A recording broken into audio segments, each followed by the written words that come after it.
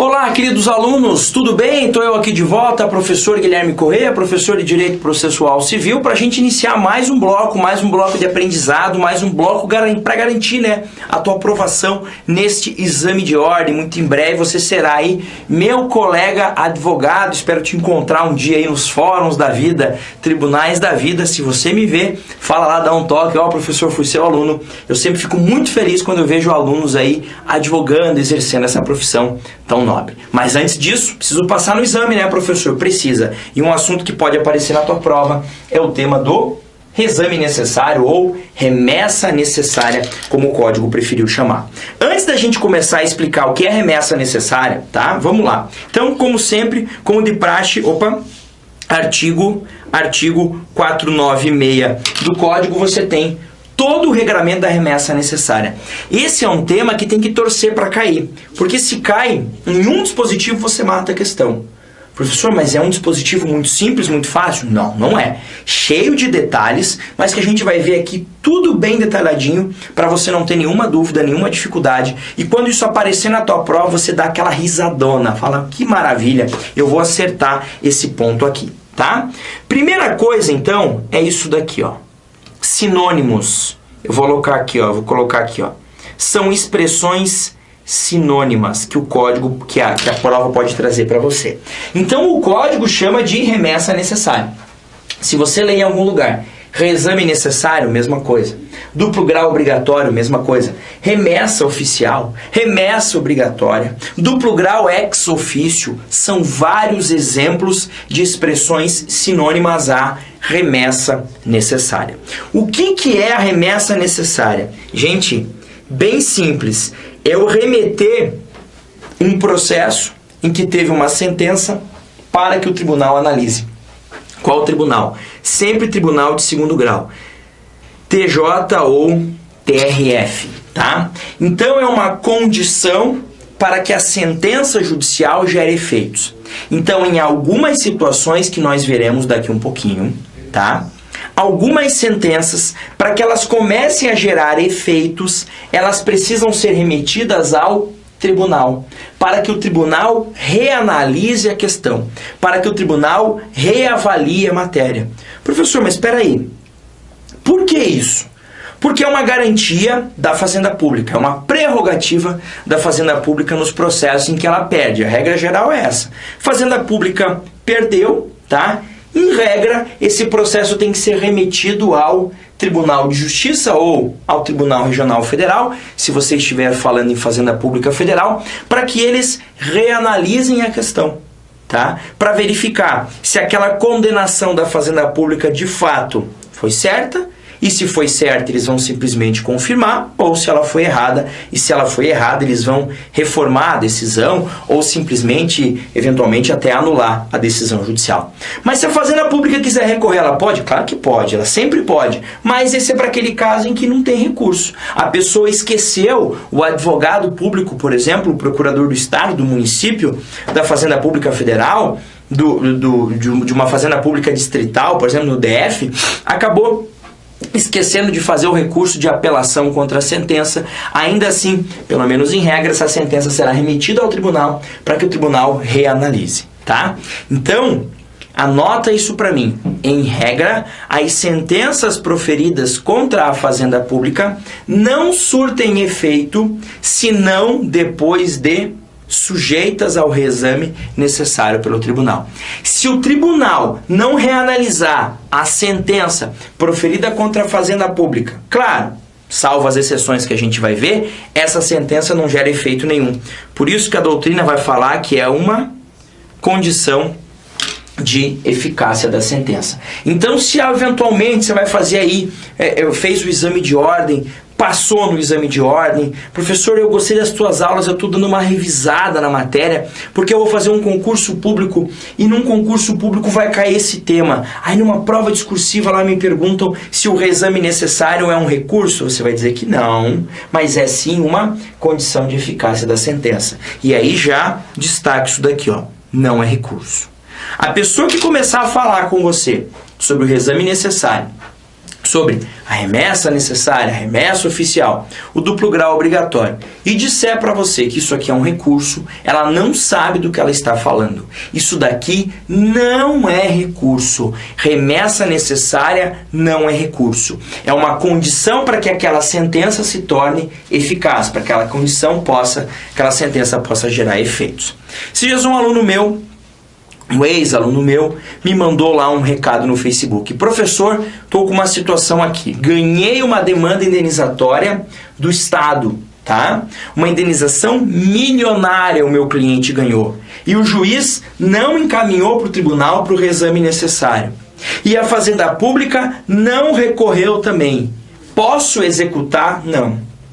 Você não vai poder executar porque essa sentença simplesmente não está gerando efeitos. E o que não gera efeitos não pode ser cumprido, não pode ser executado. Então você tem que ficar quietinho, esperando que se remeta para o tribunal para que haja a remessa necessária. Professor, mas eles não mandam nunca, eles acham que eles esqueceram. Então, lembre-os. Faça uma petição pedindo para que tenha o reexame necessário. Porque enquanto não tiver, essa decisão não vale absolutamente nada. Tá? Beleza? Agora, professor, quando é que eu tenho isso? Quando é que uma sentença tem que ir para o tribunal? Vamos lá, primeira hipótese, tá? Olha lá.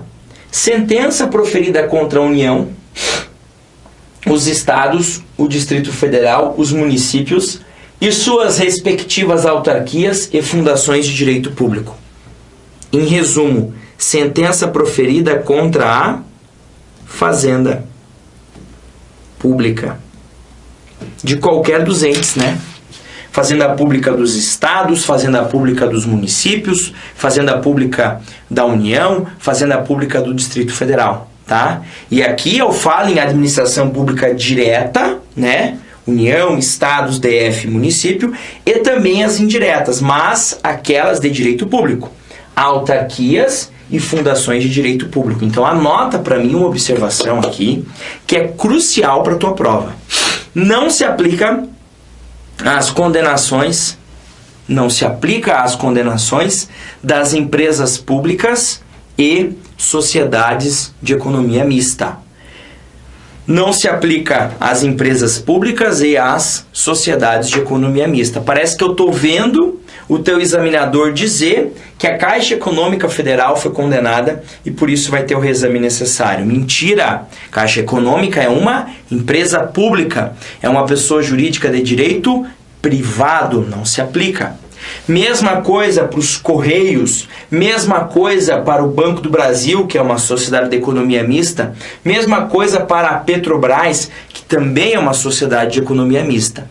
Agora, INSS, autarquia, as agências reguladoras, tipo ANA, Agência Nacional de Águas, Anatel, ANS, as universidades federais, a Ancine, todas autarquias, o INCRA, todas as autarquias, nesse caso, sujeitam-se sim à remessa necessária ou o reexame necessário, tá? Então, sentença proferida contra esse povo aí. Legal. Segunda hipótese de cabimento. Sentença que julgar procedente, no todo ou em parte, os embargos à execução fiscal. Completamente desnecessária. Por quê? Pelo seguinte. O que é execução fiscal? É a execução da dívida ativa em favor da Fazenda Pública. Tá?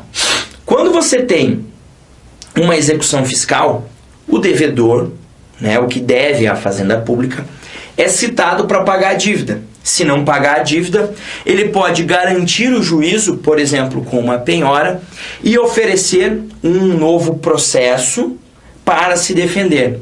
Esse novo processo se chama embargos à execução fiscal.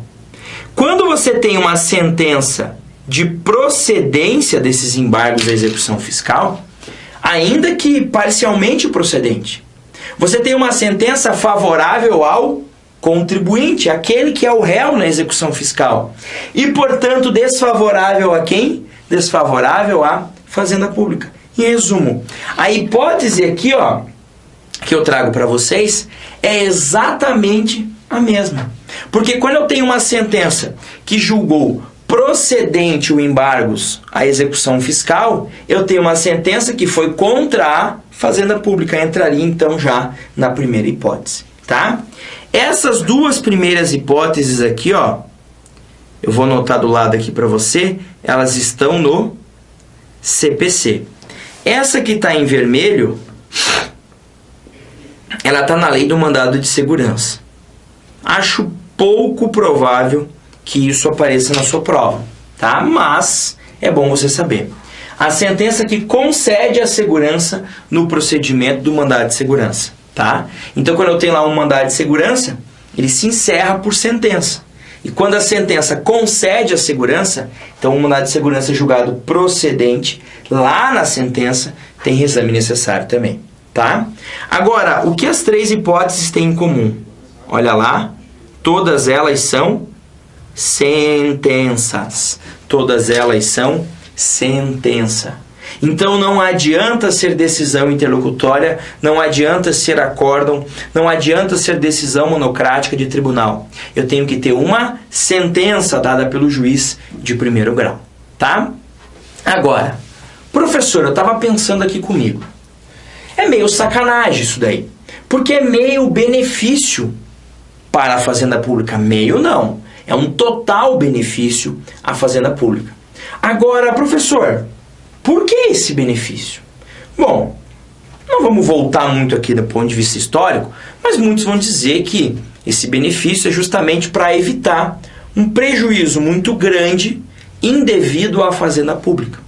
Então, pensando que eu posso ter um juiz sacana que faça uma decisão errada para prejudicar a Fazenda Pública, considerando que eu posso ter também um advogado público que esteja querendo também ferrar a Fazenda Pública e ele não recorre, eu tenho que ter um mecanismo de mandar isso para o tribunal, para que o tribunal revise o trabalho desse magistrado de primeiro grau. Professora, mas ainda assim é sacanagem, concordo com você. É por essa razão que a lei previu exceções ao cabimento, tá? São situações em que a lei diz assim, olha, apesar de ser uma sentença contra a Fazenda Pública, apesar de ser uma sentença que julgou procedente os embargos à execução fiscal, ainda assim não haveria a remessa necessária nesse caso. E não haveria por quê? Por duas razões diferentes. Primeira razão, porque o prejuízo da Fazenda Pública nessa sentença não foi tão grande assim. O prejuízo ele é baixo.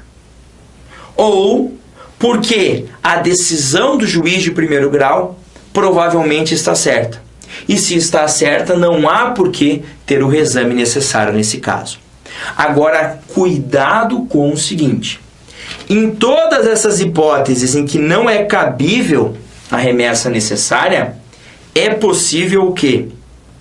É possível apelar. Então eu vou dizer aqui para vocês o seguinte.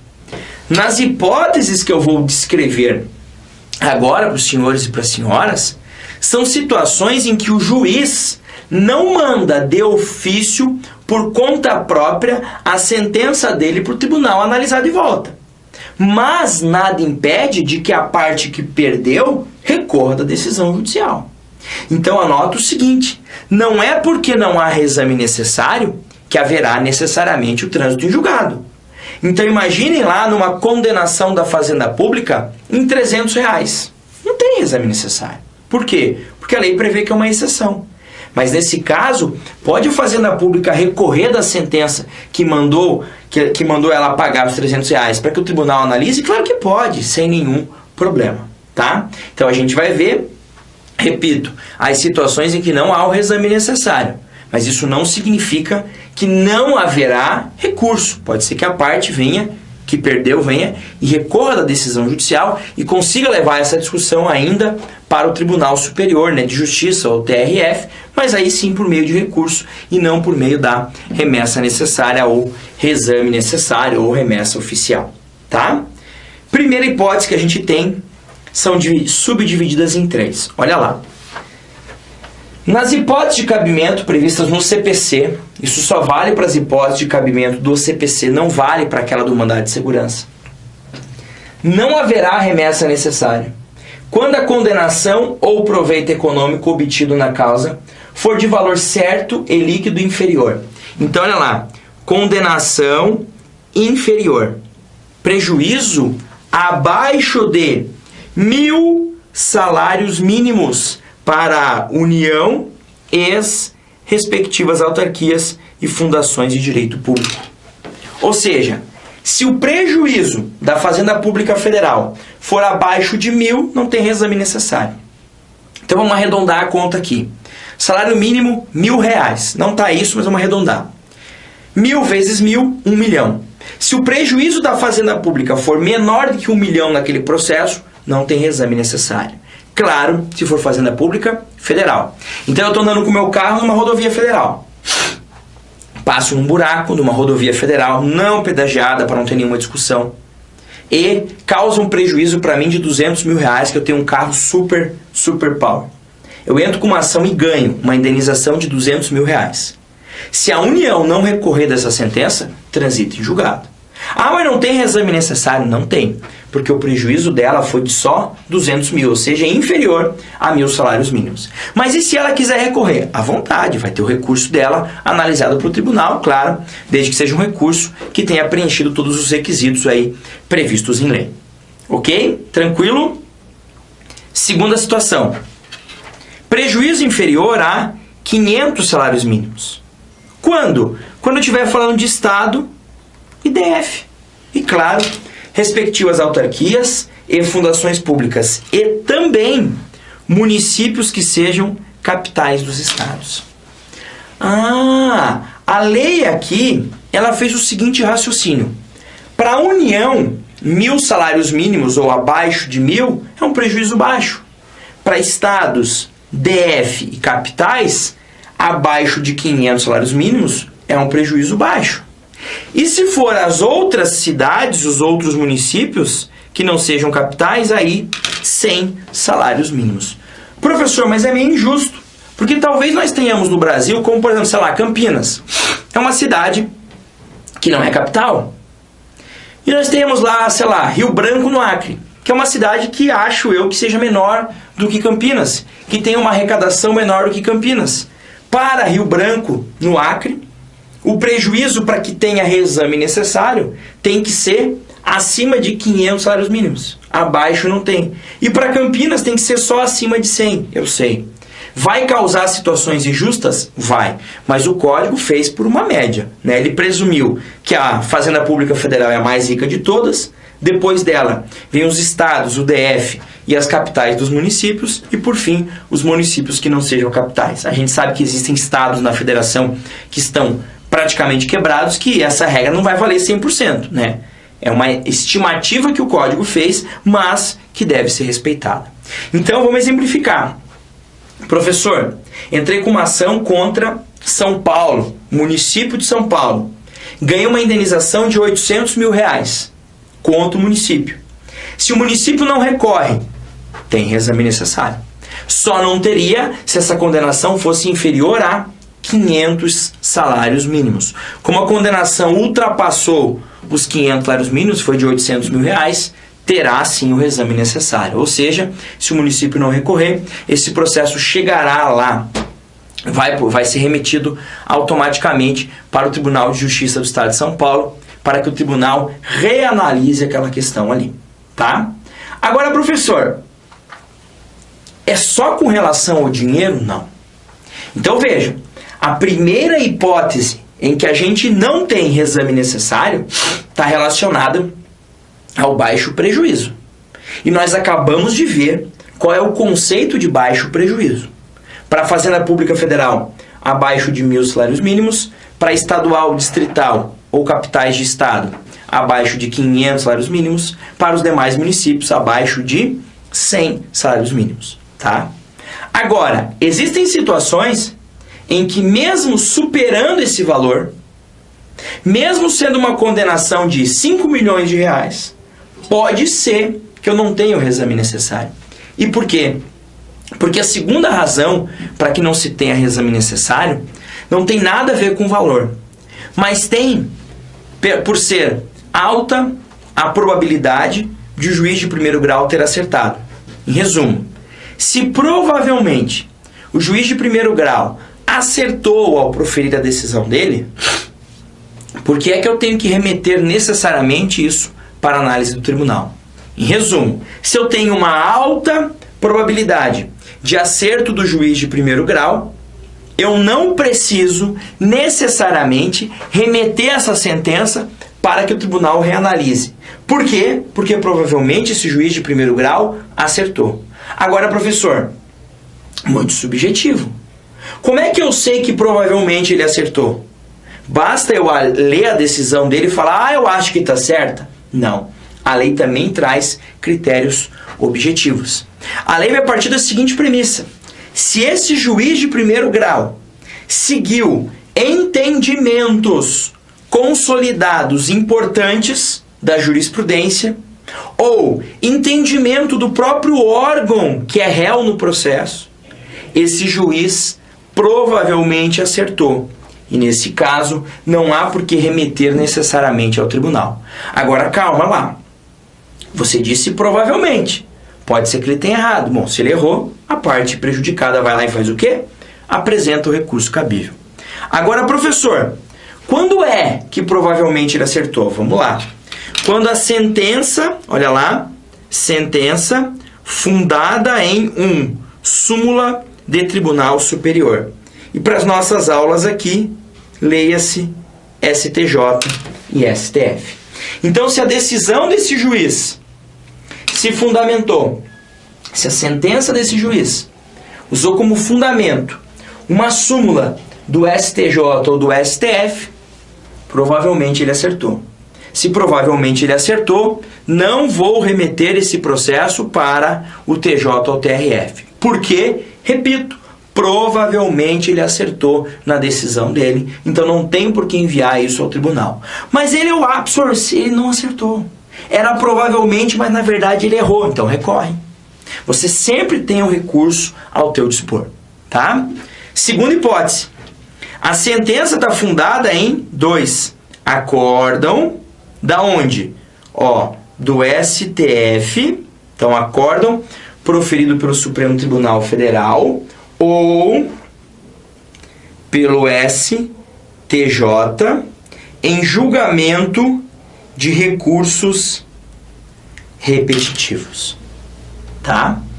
Quando eu falo STJ e STF em julgamento de recursos repetitivos, eu falo em julgamento de recurso especial e julgamento de recurso extraordinário, ambos do tipo repetitivos, tá? Então, se o STJ firmou um posicionamento que existiam vários processos sobre aquele mesmo tema, ele fixou, e o juiz de primeiro grau seguiu o posicionamento, o juiz de primeiro grau acertou. Não, professor, na verdade ele se confundiu, então recorre da decisão dele. Mas eu não vou necessariamente remeter isso ao tribunal para análise. E o mesmo raciocínio, quando ele usa como fundamento um acórdão proferido pelo STF em julgamento de casos repetitivos. Beleza? Então vejam, por enquanto, a sentença dele tem como fundamento entendimentos de 2 dos principais tribunais brasileiros. O STF, sem dúvida nenhuma, o principal, e o STJ, que no âmbito do direito processual civil, sem dúvida nenhuma, é o mais importante, porque é o que dá a última palavra em lei federal. Então, se a decisão dele tem por fundamento súmula do STJ ou STF, ou acórdão proferido em repetitivo, a decisão dele provavelmente está certa. E mesmo que tenha condenado a Fazenda Pública a pagar 20 milhões de reais, não terá reexame necessário nesse caso. Mas e se ele errou? Se ele errou, a Fazenda Pública faz o quê? Recorre à decisão dela. O recurso ela sempre tem o direito, tá? Agora cuidado com o seguinte. Professor, essa súmula aqui é vinculante? Não precisa ser. Qualquer súmula do STJ ou do STF. Inclusive as súmulas vinculantes do Supremo, mas não só elas, tá? Avança. Terceira hipótese. Entendimento firmado, então a sentença fundada em entendimento firmado em incidente de resolução de demandas repetitivas, o chamado IRDR ou o de assunção de competência. Duas siglas aqui importantes, o IRDR e o IAC. São dois incidentes que normalmente se desenvolvem em tribunais de segundo grau. Normalmente, nem sempre, tá? O IRDR praticamente sempre, segundo a lei. O IAC não, pode ter em grau superior, mas normalmente é em segundo. São incidentes que firmam um posicionamento na competência daquele tribunal. Então imagine que o TJ tenha se deparado com várias demandas iguais sobre o mesmo tema. E instaura-se um IRDR, um incidente de resolução de demandas repetitivas. O próprio TJ vai resolver a questão, vai julgar e vai fixar uma tese que todo mundo daquele estado, se for Tribunal de Justiça, se for TRF daquela região, deve seguir. Se o juiz de primeiro grau seguiu esse posicionamento, ele está certo? Provavelmente sim. Então tem exame necessário? Não tem. E o IAC, a lógica é a mesma. A diferença do IRDR para o IAC é que no IRDR eu tenho uma grande quantidade de demandas repetidas. De fato eu tenho. No IAC não. Eu não tenho demandas repetitivas, mas eu tenho uma questão que do ponto de vista jurídico é tão relevante que pode, quem sabe no futuro, gerar uma controvérsia judicial, gerar um número muito grande de demandas repetidas. Então, para evitar isso, eu instauro esse incidente, julgo a questão, fixo uma tese e todo mundo deve seguir. Ora, se todo mundo deve seguir, o juiz que segue, está certo ou está errado? Está certo. Se ele está certo, eu não vou remeter os autos para que o tribunal reanalise a questão. Tá? Mas, e se ele errou? Repito mais uma vez, se ele errou, ele pode, a parte prejudicada, pode entrar com recurso. Lembre-se sempre disso. O fato de não caber a remessa necessária não impede a interposição do recurso cabível contra a sentença, que no caso é o recurso de apelação. Tá? E a quarta hipótese é a hipótese assim mais diferentona, mas é a mais lógica de todas. A sentença está fundada em entendimento coincidente, ou seja, entendimento igual, com orientação vinculante, firmada no âmbito administrativo do próprio ente público, consolidada em manifestação, parecer ou súmula administrativa. Imagine que eu entre com uma demanda pedindo um benefício previdenciário no INSS. E o INSS tem dentro dele uma instrução normativa dizendo que benefícios nesse sentido devem ser concedidos. Só que na época que esse cara entrou com o pedido não tinha essa súmula, mas agora tem. Em resumo, se esse cara desistir da demanda dele e ir no INSS, ele consegue o que ele quer.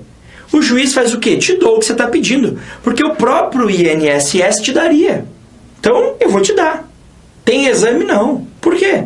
Porque o próprio ente, o próprio réu, a própria fazenda pública, que é a prejudicada nesse caso, já faria o que o juiz fez. Ou seja, o entendimento do juiz coincide exatamente com o entendimento do ente público aqui que está sendo prejudicado nesse processo. Então, nessa circunstância, não há por que você falar em reexame necessário. Tá? Ah, mas o juiz se equivocou.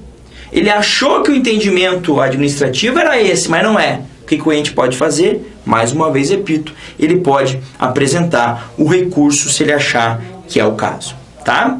E para a gente fechar o procedimento, coisa mais simples do mundo. O procedimento consiste em pegar os autos que teve essa sentença contra a Fazenda Pública e que não se encaixe em nenhuma das exceções que acabamos de ver e remeter ao tribunal.